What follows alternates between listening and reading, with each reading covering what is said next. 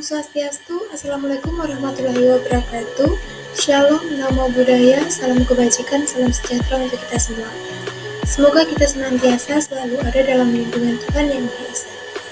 Perkenalkan, nama saya Nika Deksaniasi dengan NIM L1A1201014. Pertama-tama, saya mengucapkan terima kasih banyak kepada Bapak Hamdan Has SPT MSc selaku dosen pengampu mata kuliah manajemen penetasan. Baik, langsung saja. Inilah topik pembahasan saya pada hari ini mengenai faktor yang mempengaruhi daya tetas pada saat inkubasi telur. Latar belakang, daya tetas adalah persentase telur yang menetas dibandingkan dengan telur yang ditetaskan. Daya tetas menjadi salah satu indikator dalam menentukan keberhasilan suatu penetasan. Semakin tinggi daya tetasnya, maka semakin bagus.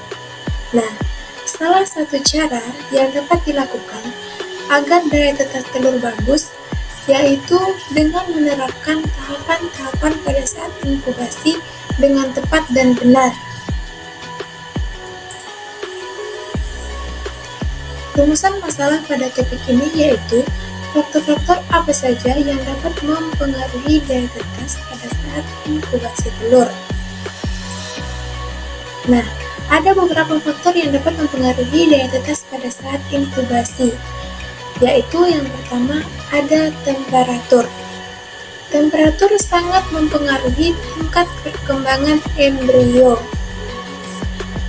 Temperatur ini merupakan hal terpenting karena temperatur adalah keseragaman level di seluruh ruangan dalam seter, sehingga seluruh embrio tumbuh secara bersamaan dan diharapkan waktu tetas yang relatif sama. Nah, jika temperaturnya terlalu rendah, dapat menyebabkan embrio ini tumbuh lambat selama proses inkubasi. Sedangkan jika temperaturnya terlalu tinggi, menyebabkan embrio akan berkembang sangat cepat, sehingga menetas lebih awal. Nah, temperatur pada ruang seter adalah 37-38 derajat Celcius. Yang kedua ada kelembaban. Kelembaban adalah jumlah air yang terkandung dalam udara. Kelembaban ini dapat mempengaruhi percepatan laju perkembangan embrio akibat laju metabolisme yang berlangsung lebih cepat. Kelembaban yang optimal yaitu 50-55%.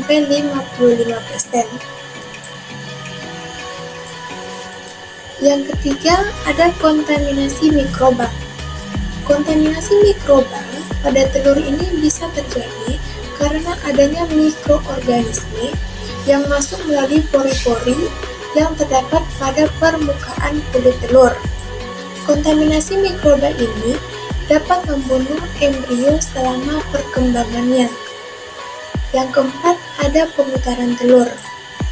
Posisi telur selama inkubasi sebaiknya bagian tumpul ini diletakkan di bagian atas. Nah, perputaran telur jika dilakukan pada mesin tetas yang modern dilakukan 1 jam sekali, sedangkan pada mesin tetas sederhana 7 kali pemutaran sehari dan minimal 3 kali pemutaran. Pemutaran ini bertujuan untuk meratakan suhu dan untuk mencegah permukaan kuning telur atau yolk melekat pada membran kulit telur. Salah satu tanda kesalahan pemutaran telur yaitu adanya kematian dini pada embrio. Meskipun ada embrio telur yang berkembang menjadi anak ayam, biasanya akan gagal dalam meletakkan kerabang telurnya. Kemudian yang kelima ada sirkulasi udara. Sirkulasi udara di dalam mesin tetas dibuat sedemikian rupa untuk membantu pertukaran gas CO2 dan O2. Sirkulasi yang jelek dapat membunuh embrio karena suplai O2 ke embrio tidak seimbang dengan produksi gas CO2. Sirkulasi udara yang baik dapat menghindari masalah yang tidak diinginkan dan mampu meningkatkan daya tetas telur. 6. Kualitas nutrisi yang kurang baik pada telur. Masalah nutrisi dapat menyebabkan kematian embrio kapan saja, sepanjang proses perkembangan embrio tersebut.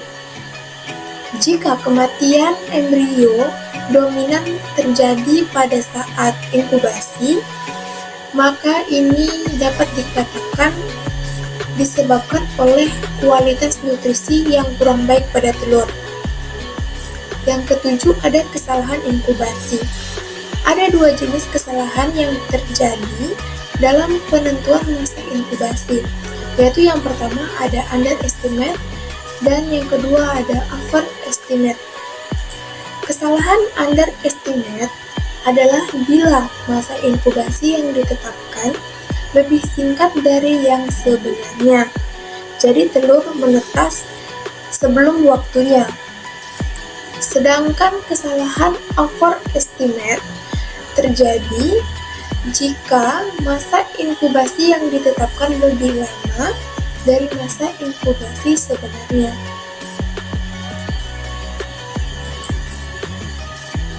Kemudian kesimpulan. Berdasarkan pembahasan di atas dapat disimpulkan bahwa banyak faktor yang dapat menyebabkan atau yang dapat mempengaruhi daya tetas telur pada saat proses inkubasi. Nah, faktor-faktor yang dapat menyebabkannya itu ada temperatur, kelembaban, kontaminasi mikroba, pemutaran telur, sirkulasi udara, kualitas nutrisi pada telur, dan kesalahan inkubasi. Nah, oleh karena itu, pada saat melakukan inkubasi telur, kita harus lebih memperhatikan tahapan-tahapan yang tepat, sehingga kita memperoleh daya tetas yang lebih tinggi.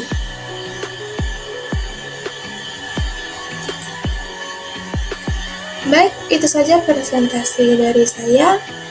Lebih dan kurangnya mohon dimaafkan. Saya akhiri dengan ucapan Om Swastiastu. Assalamualaikum warahmatullahi wabarakatuh.